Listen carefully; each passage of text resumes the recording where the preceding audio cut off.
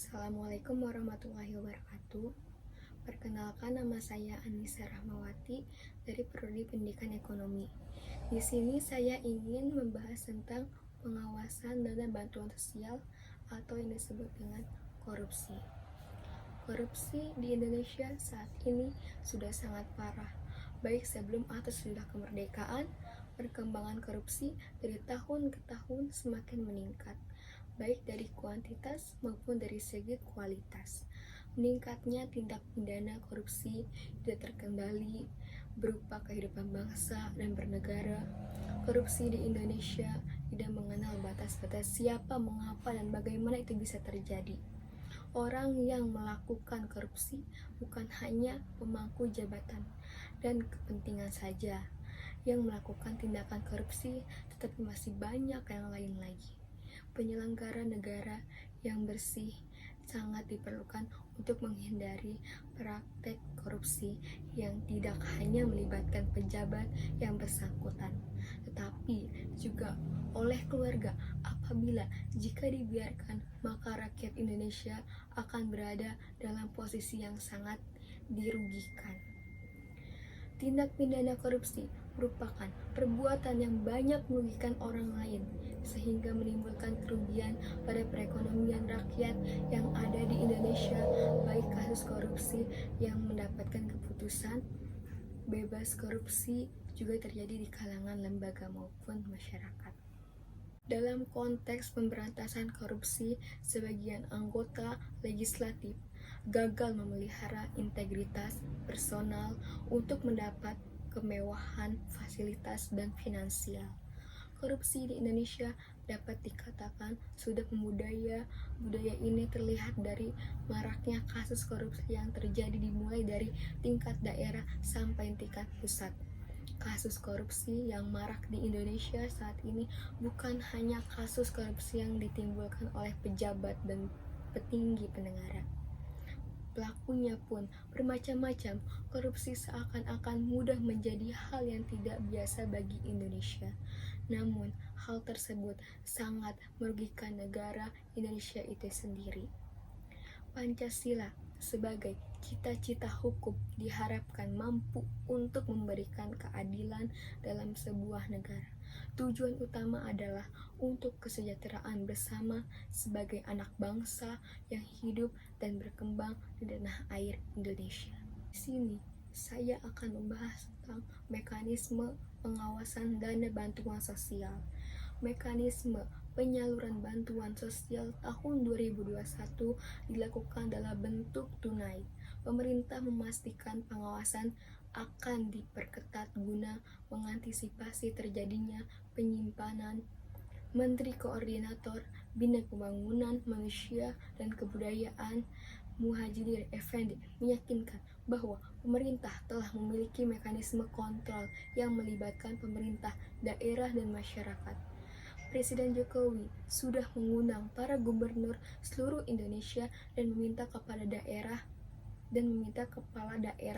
baik gubernur, bupati, wali kota, agar aktif melakukan pengawasan pengendalian terhadap penyaluran bansos. Namun, ia akan menekankan pentingnya peranan aktif masyarakat untuk lebih berani melapor apabila terjadi penyimpangan, semisal mengalami pemotongan sejumlah dana bansos dari yang sudah ditetapkan. Pemerintah Muhadjir menyebutkan besaran dana bantuan sosial tunai sebesar 300.000 per bulan.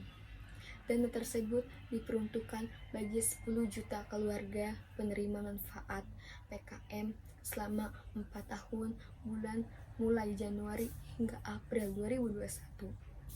Presiden sudah mewanti-wanti tidak ada pemotongan dana bansos, termasuk biaya transaksi di bank tidak ada. Begitu uang masuk ke bank, harus segera dimasukkan sekarang mereka yang berhak dan memberitahu supaya segera diambil. Sementara itu, Wakil Ketua MPR Hidayat Nur Wahid mengapresiasi kerja keras pemerintah dalam memberikan jaminan sosial kepada masyarakat, khususnya inisiatif penyaluran bansos dalam bentuk tunai. Ini adalah kerja yang besar, sebuah niat yang tulus sehingga harus dikawal betul-betul. dan serius sehingga pengalaman kasus sebelumnya tidak terulang lagi. Bagi masyarakat juga harus punya keberanian menyampaikan, karena kalau masyarakat diam saja ketika terjadi pemotongan tugas mulia ini tidak sepenuhnya terlaksana dan pesan presiden juga tidak terlaksana. Adapun kendala yang timbul akibat pengawasan dana bantuan sosial. Problemnya dimulai dari masalah klasik, yaitu data penerima bansos yang simpang siur. Selalu terjadi penerima ganda atau datanya fiktif. Menurutnya, data penerima bansos itu selalu bermasalah baik di tingkat daerah maupun pusat. Namun, masalah itu tidak pernah diperbaiki. Selain masalah data, Donald menyebut masalah bansos ini juga berkaitan erat dengan moral hazard, artinya para penyalur bansos juga seringkali menggunakan kesempatan itu untuk mendapatkan keuntungan.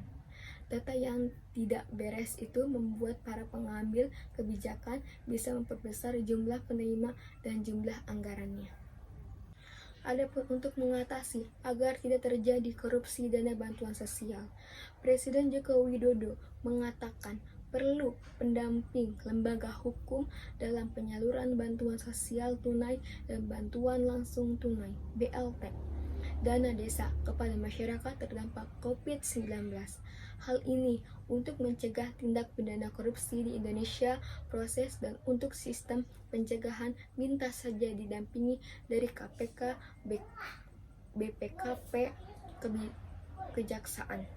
Jika memiliki lembaga untuk mengawasi agar tidak terjadi korupsi di lapangan, Jokowi mengatakan pendampingan itu untuk menjamin akuntabilitas penyaluran di tengah upaya pencepatan yang dilakukan oleh pemerintah.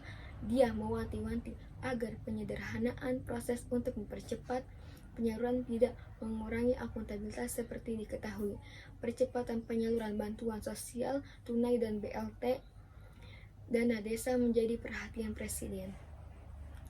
Realisasi yang berjalan lambat membuat presiden meminta jajarannya segera melakukan perbaikan. Dalam rapat sebelumnya, Jokowi mencatat BLT dana desa yang disalurkan kurang dari 15% dan bantuan sosial tunai kurang dari 2%.